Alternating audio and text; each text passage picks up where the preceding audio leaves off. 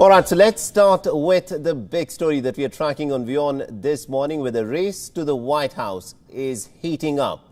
After the formal nomination of President Donald Trump to run for the presidency yet again on the first day, it is day 2 today of the Republican National Convention, which is kick-started.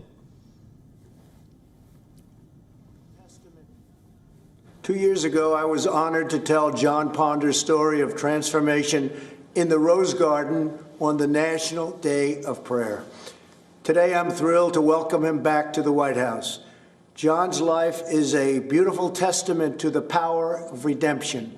John grew up without his father. As he tells it, my mother was strong, but she wasn't able to keep us out of the gangs and off of the streets, and they were violent streets. At the age of 38, he was arrested for bank robbery.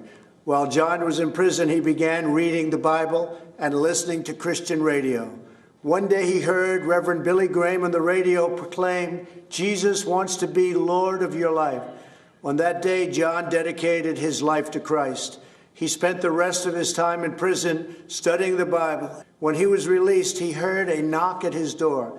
It was the officer who put him in jail, FBI Special Agent Richard Beasley, who said, "I want you to know that I've been praying for you." Now, Richard and John are best friends, and we are grateful that Richard is here with us today. In the last 10 years since John was released, he has created one of the most successful reentry programs, Hope for Prisoners in Las Vegas. I was glad to speak there earlier this year.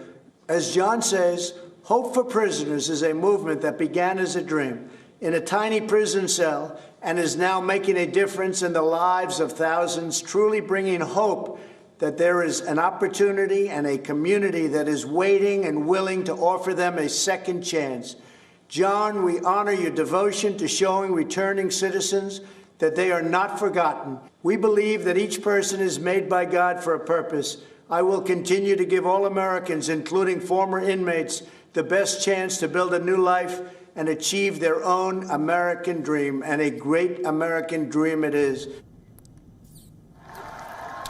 Now, day 2 of the Republican National Convention is expected to be as eventful as day 1 was. So let's take a look as to who is expected to be speaking tonight in America. An address that voters are waiting for with bated breath. Melania Trump, the First Lady of the United States of America, her address is expected to come after Trump family found itself in the middle of yet another controversy. A tell-all book called Melania and Me is at the center of this controversy. It's been penned by Melania Trump's former friend, Stephanie Wolkoff. And the book reveals what is being described as disparaging remarks that she reportedly made about President Trump and also his children. Now, Mike Pompeo, the Secretary of State, he was in Jerusalem representing the United States in the ongoing efforts to establish the Arab-Israeli connections. Eric Trump is also expected to speak, Donald Trump's son, and Tiffany is speaking even as we speak. Now, Donald Trump's daughter is addressing the Republican National Convention. So it is 70 days to go for the presidential elections. Democrats and Republicans are going into the final stretch of the campaign. Unlike their counterparts, Republicans are holding a part of digital, part in-person convention. This, despite the United States, remains the worst affected country due to the coronavirus outbreak with more than 5 million cases.